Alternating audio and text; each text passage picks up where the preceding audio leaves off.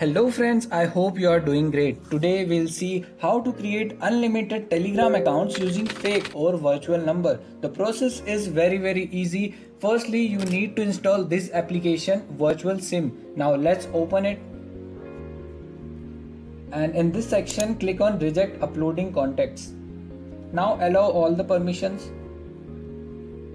And in here you need to sign in with your Gmail account. So I am going to select one of my account. And here you will need to fill your details like first name, last name and Gmail account and click on save. And at upper right profile section I can see the option of my phone numbers. And here I can see my virtual number. Now let's open Telegram. So here we are going to use that number to create new Telegram account. Now let's copy the number. Let's click on continue. We can see the OTP is sent to that number. Now open that application and go back.